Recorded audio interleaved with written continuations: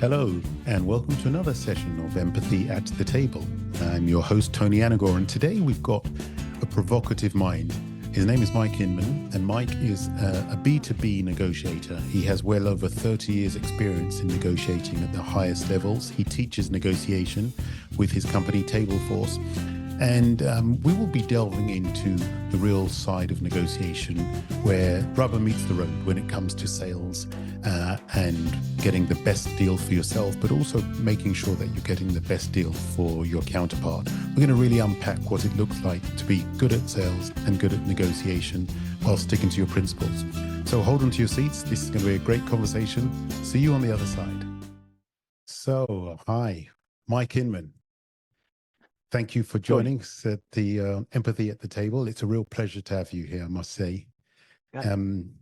Before we jump in, Mike, why don't you just explain, introduce yourself to our audience, for people who don't know you, a bit about your area of expertise and what you do.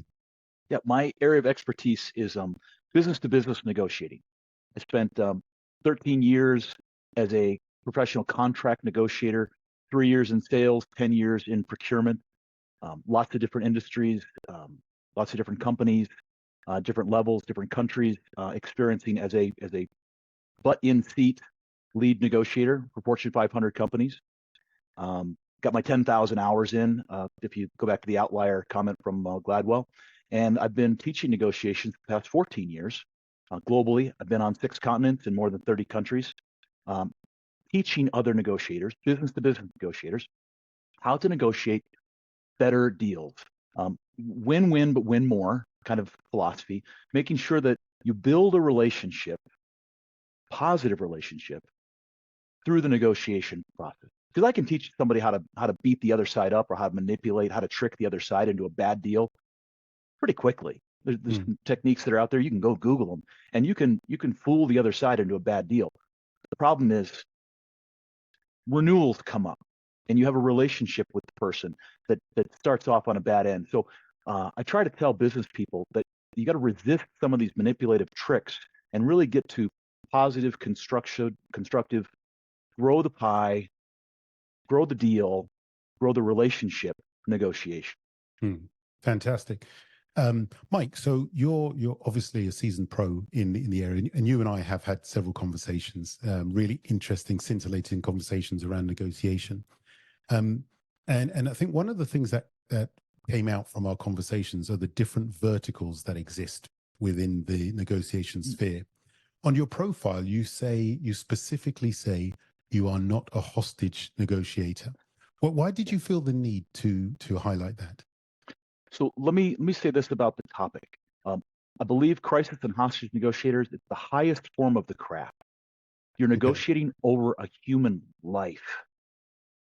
I mean, I never want to get a call at 3 a.m. that somebody's on a bridge or somebody's family member has been, taken. I don't want that call. I'm not emotionally equipped. I'm not trained to do that. It's a very different skill set. It's a very difficult negotiation to handle. First of all, you're negotiating with a person who's irrational. Either their own irrational state or the hostage taker. They're an irrational person, so they're not going to behave like a rational business people. And I know business people sometimes behave irrationally, but that's the exception. And sometimes it's a tactic. Second of all, the other side has not been trained and or is experienced negotiating. If a person finds themselves in a hostage crisis situation, they haven't taken a class at Harvard or MIT, and they probably don't have 100 experiences negotiating. So you have to treat them differently than an experienced negotiator. The third thing I think that's difficult is it's a one and done negotiation. You haven't met the person before. You have no background on them, so you have to very quickly assimilate a profile of this person. You don't have time to go on social media and go to LinkedIn and look up where they went to university. You have to show up on site and very quickly be able to analyze this person at the other side of the call, of the negotiation. And then lastly, you're operating from a can't lose position. As a hostage negotiator, crisis negotiator, if you bring home an arm, it's a bad day for everybody. Yeah. Right. So you you cannot take risk. You can't say to a person on a bridge, I don't think you're going to jump. I dare you.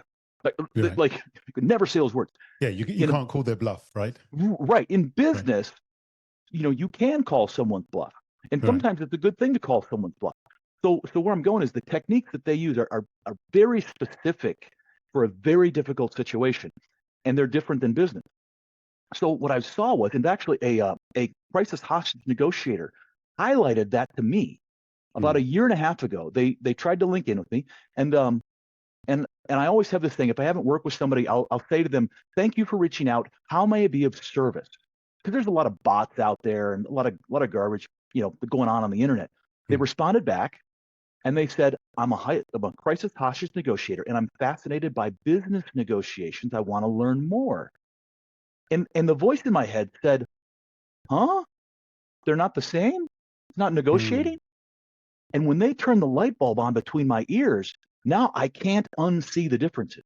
So I see a lot of crisis hostage negotiators online posting material, and I'm fascinated by their part of the craft, but it is so very different. Sometimes the advice they offer, frankly, is risky and sometimes dangerous for a business person to take crisis techniques and use it in business.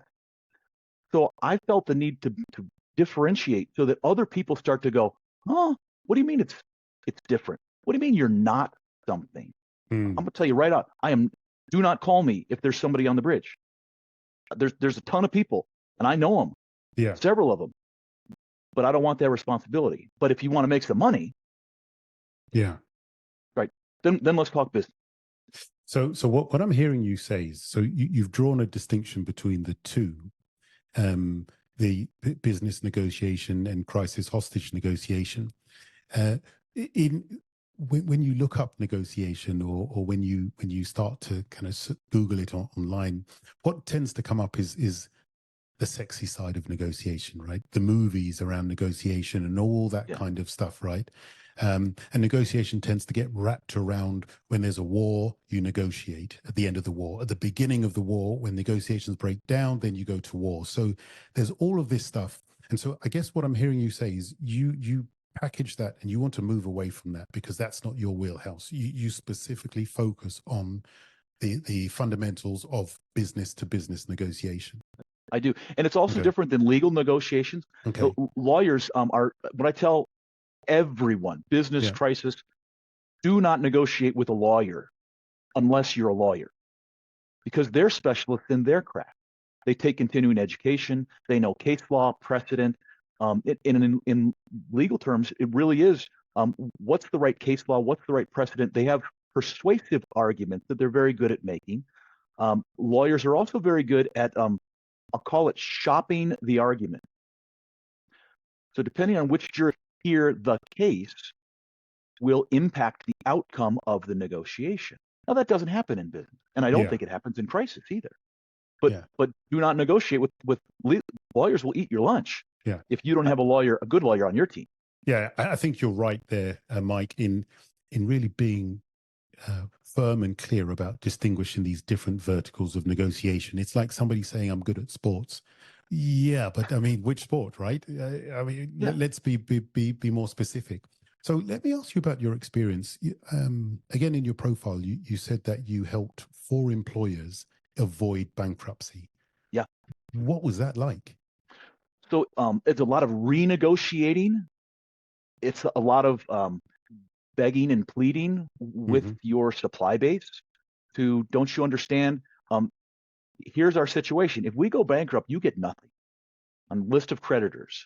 And I don't want you to get nothing. I don't want to be bankrupt. You don't want me bankrupt.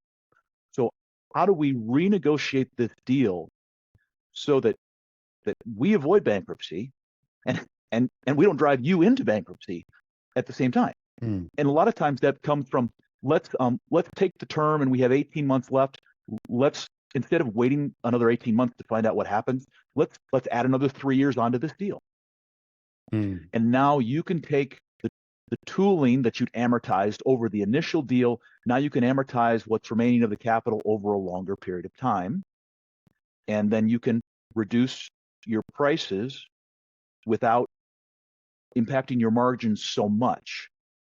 Because there's always two sets of books, at least in the States. There's the tax code and there's the accounting code. And I know enough about finance to say get yourself a good finance person too.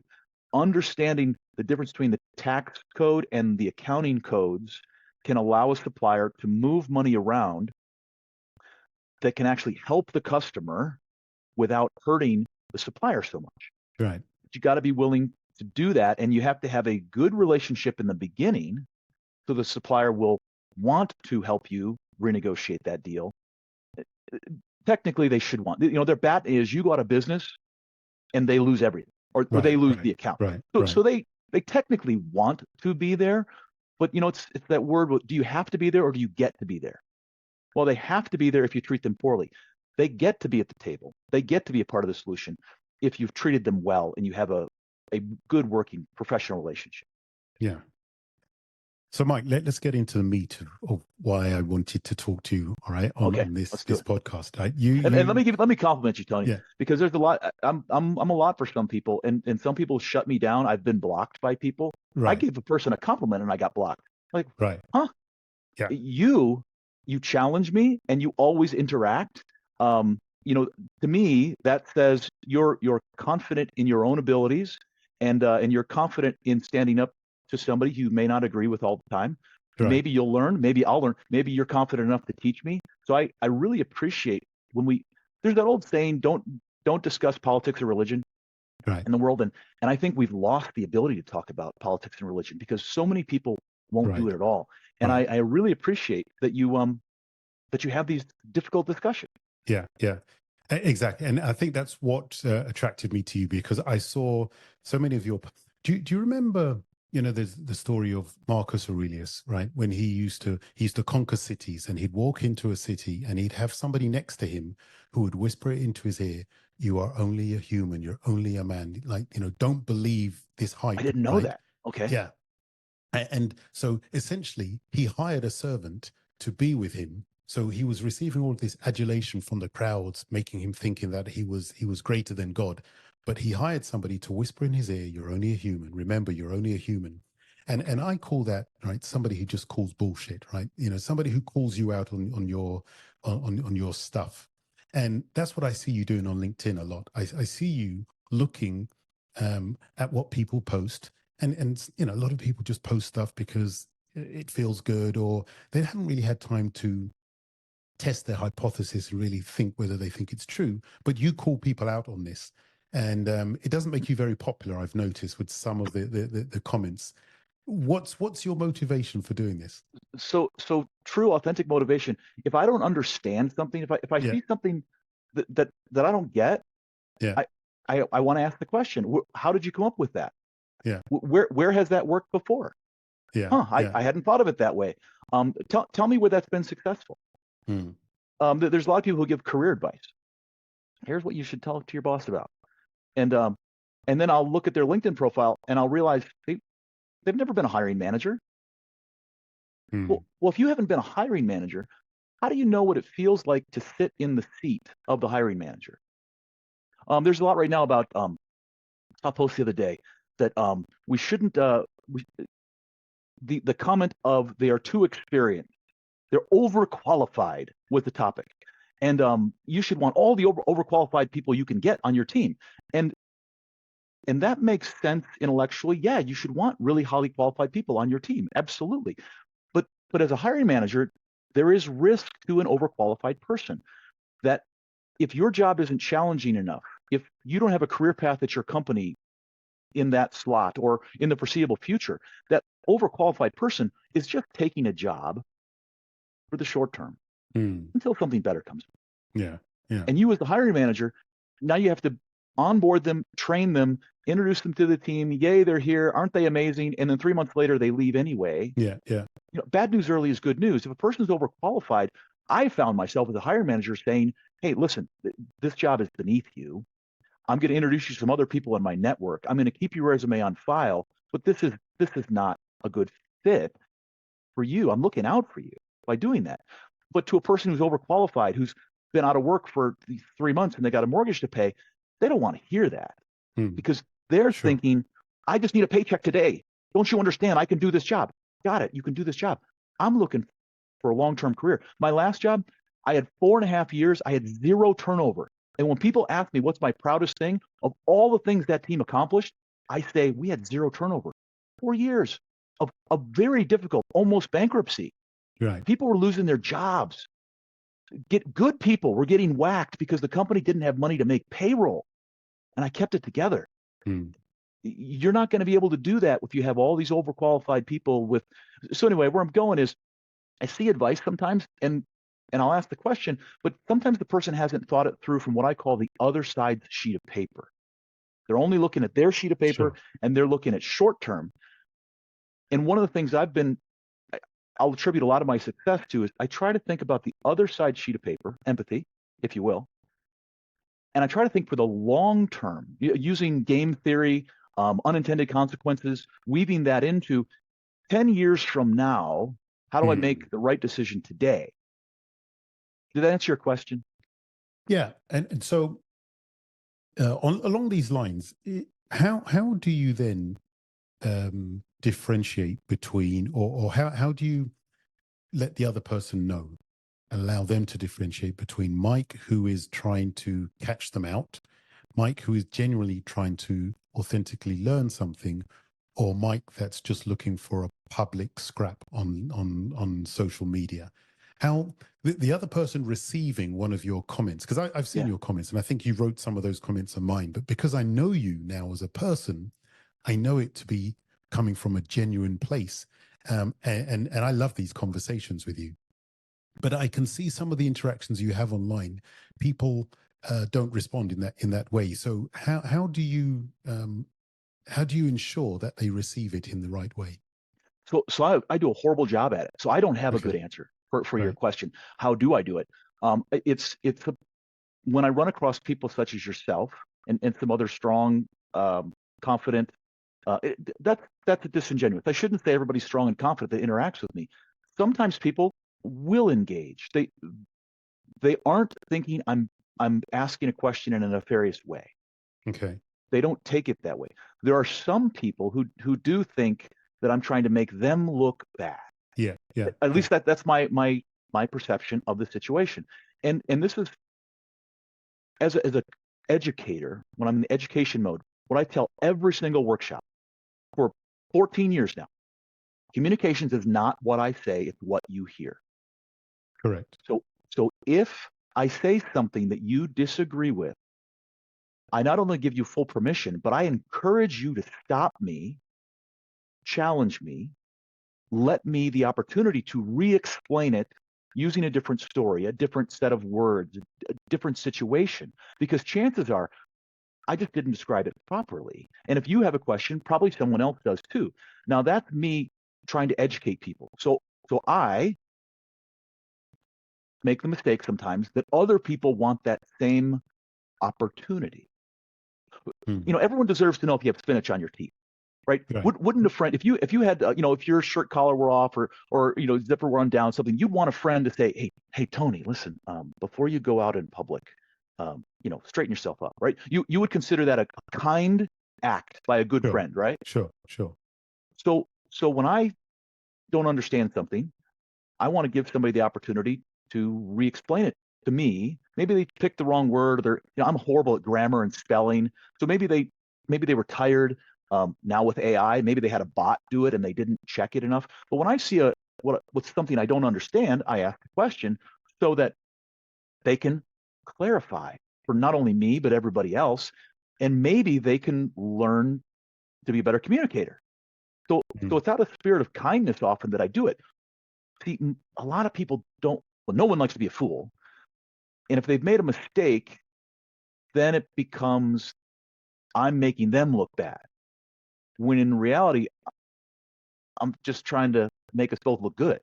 In the Does that? public domain, right? Well, here's what On I a don't want to do. public I don't forum. want to DM everybody and have a whole bunch of DMs, and I Okay. got to go back to because sometimes I'm going to say 90% of the time I really am just trying to understand. Hey, I don't Yeah. Yeah. understand this, and Yeah. and here's what happens.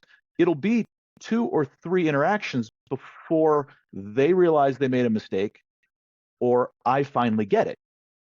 but it takes multiple interactions to do that.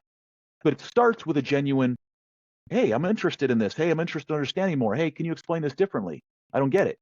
How did you come to that hypothesis? Tell all of us so that we can all look at you as a credible expert. Got it.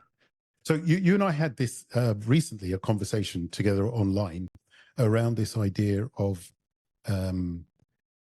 sales, right? So you're in B2B negotiations, and by dint of that fact, a successful outcome is you get the deal, right? So whatever it is, you get the best deal at the best possible price for yourself or for the company or whoever you're negotiating on behalf of, right? That's essentially the raison d'etre for a procurement department. And we had this conversation around, well, how do you then make sure that it's a good deal for the other person? Because getting a good deal just for yourself doesn't necessarily constitute a good deal. It doesn't make you a good negotiator. So I'd like you to, if you could maybe share with us and our listeners some of the experiences that you've had around working with people who are just looking for the deal, just looking and getting the absolute best deal for themselves versus the people who negotiate like you do, who are looking for the best deal for themselves, but also the best outcome for their counterpart. What kind of interactions and how does that differ? Yeah, great question. So let me go back to there's a new book out, and I don't want to go into the topic of it too much, but they talk about how they were a buyer, and they were probably the buyer that ate your lunch as a salesperson, and it's actually angered a lot of salespeople. The approach that they took. That when I was a young buyer, one of my first buying gigs, working at General Motors, and this is this is the way I remember my job going. I'd gather the specifications, go to meetings, talk to manufacturing, engineering, marketing, put the specs together, send it to my suppliers, and then I go play mahjong and solitaire, computer games, and I got to go to meetings and go to trainings, things like that. But I wouldn't be constantly calling and interacting with my suppliers. The bids would come in, they start to stack up on my desk. I'm playing my games. The due date would hit. Still playing games. I would wait. I wouldn't even open the RFP packages until the suppliers would start calling. I'd get a phone call from a supplier and it would go like this. They'd say, hey, Mike, we submitted our bid a few days ago and we were just wondering, how do we look? High stress voice, weak, desperate, without even looking at their bid. I'd say, are you kidding me? You're way too high. And I'd click, hang up the phone. First tactic, right? You're way too high. Do better. Without looking at their bid. I'd get a phone call back later that day, maybe the next day, and it would go like this. They'd say, hey, Mike, you were right. We work with finance, and we sharpened our pencil, and we can take 8% off. How does an 8% discount sound? Without even looking, I would say, 8. You got to be double digits if you're serious about this business. Hang up the phone. Or I would call a meeting with a supplier I had no intention of doing business with. Somebody that was weak and desperate, that was really cheap. They were there to scare the real suppliers that could really do it. And I would just abuse them. I would take. Then, after they'd signed the sign-in sheet at security, I'd call a meeting with a supplier that I really wanted to do business with. And I made sure they saw their competition was there before them. And I'd say, I just met with your competition, and got all this stuff. I'd cover the name up because that would be unethical if I said who I got it from. Right. Knowing full well they saw the sign-in sheet. I'd say, listen, if you can't beat this deal, you're going to lose this order. And I was really good at it because as a former salesperson, being in the seat of a salesperson, I knew how to manipulate salespeople. Right. To arrange the negotiation at the end of the month, end of the quarter, end of the year, when a salesperson has a quota to meet. Right. So these are all buyer tactics that are a little more on the abusive side. And General Motors was driving hundreds, if not thousands, of suppliers out of business with those type of business practices. And I woke up one morning and I said, I can't do this anymore. I can't drive people out of business. I can't manipulate people for a living. I mean, I was winning awards for that type of stuff because I was getting really good deals for General Motors. They weren't really good business deals. And General Motors, their quality really got bad. Suppliers stopped quoting us because of our bad relationship. So I decided I'm going to study the art of negotiating. And I read books and I took classes like the one I now teach. And I went from a buyer to a manager to a director in the GM system, moved over to America West Airlines, which is now American Airlines. And my careers took off from the time I started to study negotiating. So now when I negotiate, instead of saying do better without even looking at their proposal, I'll study their proposal. And I'll there's a saying, don't make assumptions, because you make an ASS out of you and me. I say wrong. We should make assumptions, but we should also make a list of great questions to test those assumptions. Absolutely. So, for example, and there's a video of me. I was in a mock negotiation for Kel Jensen. This is the way I mature Mike, more experienced Mike, starts a negotiation. I'll have an assumption that I'll make about the other side. I'll say something like, "Can I assume that a long-term deal would be of interest to you?" Now, most suppliers are going to say, "Yeah, I like long-term deals." Some suppliers say, "Well, I've got an event coming up at our company. We're being acquired. I don't want to think about the long term right now. I really want to focus on this deal." But that's a rare exception. Most suppliers say, "Yeah, I'd like a longer term deal." Okay, what does long term mean to you? Long term 18 months? Is long term 3 years? Is long term 7 years? Yeah, let's have this discussion. But I'm trying to get on their sheet of paper of something that they perceive as high value to them Sure. first, before I consider my own wants and needs. Now, there's a little bit of manipulation there. Full disclosure, I want them to feel that I'm invested in a good long-term relationship. I technically am, but I need for them to feel it, so that they're going to be the concept of reciprocity, that they're going to be open to meeting my needs because I've shown I'm open to meeting their needs. Right. Right. So this is a bit of a dance, and no one's ever going to show up to negotiation and say, "Here's my sheet of paper. Don't take advantage of me." Their job is to it's a dance. yeah, Yeah. their job is to protect information. Yes, we want to be transparent, and no, we don't want to lie, but they have a job to do on their side. As a business negotiator, I consider it a fiduciary responsibility that my employer, buy side or sell side, and about 20% of what we do is actually at the table contract negotiating, gets a good deal for them while I've constructed a good deal for both sides. So that's one of the techniques I use as a more mature, sophisticated negotiator, is trying to make the other side feel comfortable that I've got a long-term, their best interest at heart while we're negotiating. Does that answer the question? Yeah, there's a couple of things. Let's maybe pick out some bones of this conversation. You talk about manipulation, and you said full disclosure. There's manipulation here. How do you differentiate between manipulation and influence, or are they? That's a great question. Yeah. So here's what I say.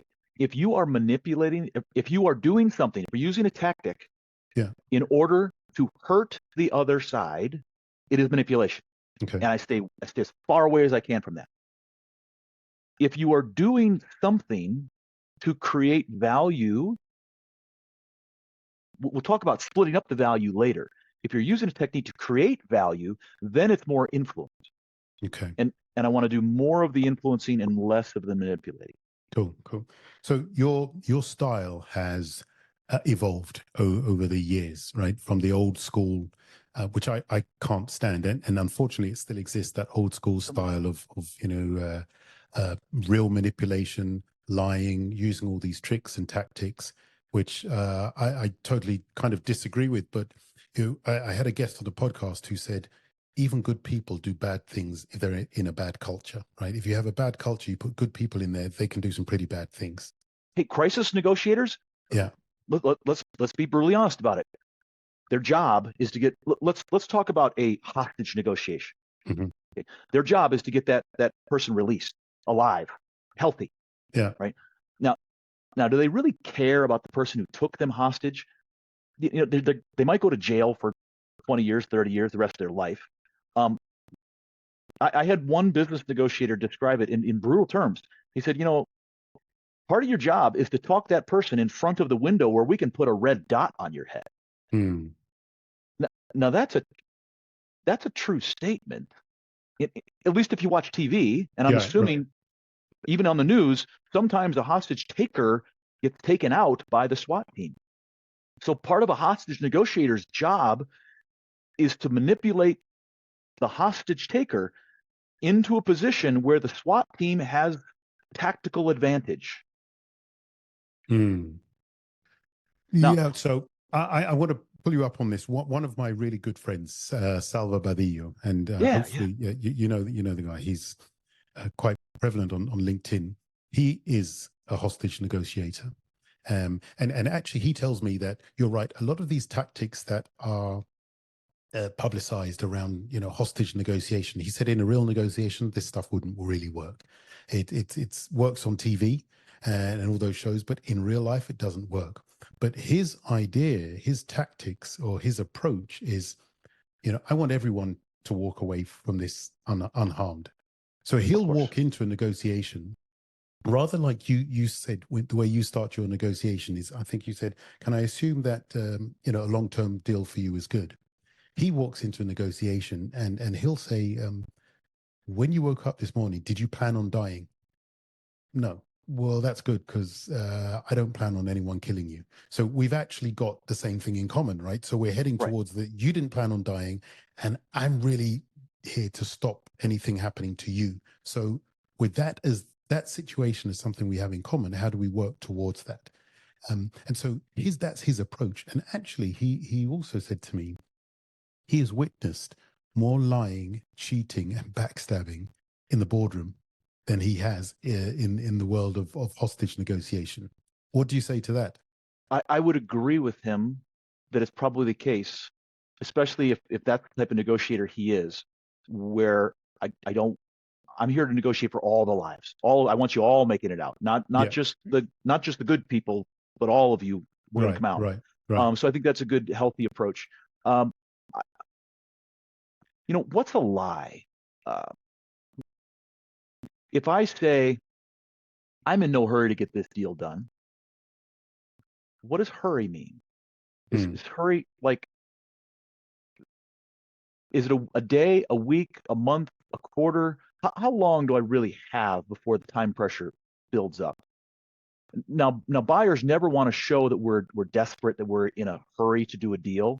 And so when he says lying, here's what I see a lot and experienced a lot. There's an internal customer. It's marketing, it's production.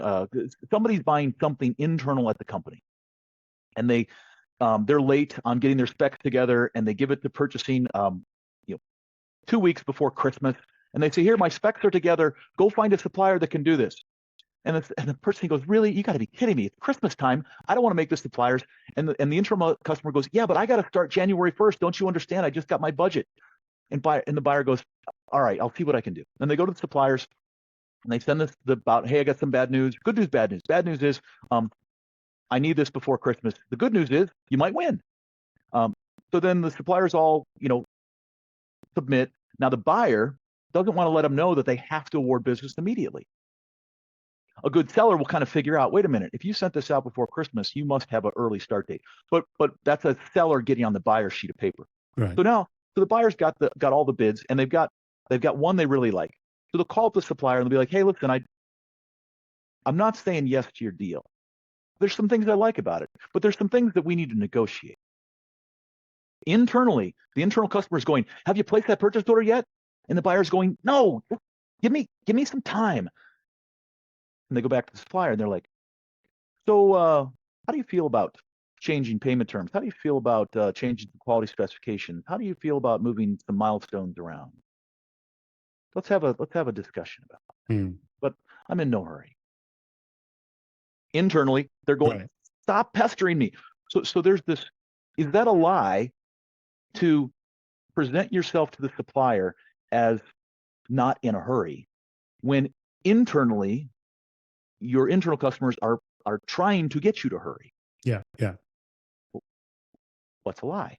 That I mean, in that case, and this has come up for me before, is there's another negotiation to be had, right? There's one you're negotiating with me, but then also there's another negotiation for you to be having with your stakeholders around how you are going to get this deal done, around the Yeah. process, right? And I often come across that. I come across people who avoid conflict because they don't know how to effectively manage their stakeholders, conversations with their stakeholders. So typically they show up to the negotiation in a very needy fashion, right? Almost desperate because they've been given a specific mandate. I will always encourage people to go back first. Make sure you have a real clearly defined mandate, and you have every right. If somebody says, "Hey, look, these are our targets," right? I was working with one client in procurement, and they were told, they actually said to me, "Our job is to get a better deal. That's all we have to do." So I said, "So if you got 0.001% cheaper, does that class as a better deal?" And they didn't really know, because they said, "Well, we're not generally given a mandate. We're just told to get a better deal, to get it cheaper." So then, I had them kind of talk about, well, firstly, specifically find out what your margins are. Where are your margins of discount? What are you actually playing with? And then you need to have a negotiation with whoever's setting you these targets, just to understand. Now, in every case, it's not possible. I'm very well aware of that. But Yeah. there are some cases it's just worth asking the question, right? It's worth asking the question, what would happen if, right? What would happen if, am I able to do this? Because sometimes, especially in your business, it's very one track, this and nothing else.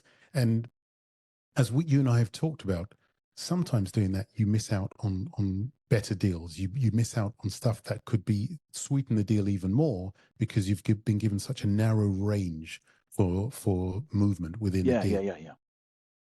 So, So so I one technique advocate on that, more for that. Yeah. one technique on sweetening the deal, Yeah. as a buyer, you can say to your suppliers, your sellers,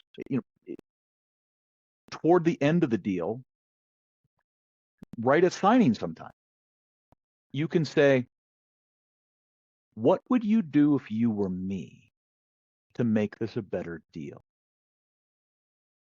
What would you do if you were me to make this a If better you were the deal? buyer, if you were in my role, Mm, what would you mm, do to make this a better deal? And then the important, you've heard, this is crisis and every type of negotiator. Shut up. Use yeah. silence. Ask the question and then let the silence hang over the answer. Now, sometimes they'll say, "Phew, this is the best deal possible. In fact, I'm going to Mm, get in trouble with my boss. There's no way." Okay, so now mm, you, the customer, have to go, is that authentic or not? Are they lying to me? yeah. Right? If they're being authentic, if they might get into trouble, if they might have to go get approval, I have over the years, it's I don't want to say this happens all the time. It's an exception. I can't even tell you a specific supplier that I've done this with, but I've sent suppliers home and said, "Let's come back tomorrow. Go rerun these numbers. Let's come back tomorrow, and we'll finish the deal." Mm, Um, but that's again, you can't be in such a rush to get a great deal that you end yeah. up screwing the other side. And it's really the exception to, I wouldn't put that technique, that tactic in a book and say, "Hey, let's talk about this. Happens all Yeah. the time," Yeah. because it Yeah. doesn't. Yeah. It's rare. Yeah. So let me talk about internal negotiations. And I know we're kind of up against the clock here, but I think it's important for a lot of people that are in the situation you described, where they're just kind of on one track. So here's the way more senior Mike would approach an internal group of customers. I say internal customers, the buying committee, the decision makers.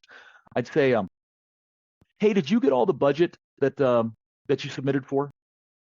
And I know the answer, but I'm going to ask the question anyway. The answer is always no. No one ever gets 100% of the budget request that they make, and they'd say, "No, we didn't. We got whacked 12%, 8%, 12, whatever the number is."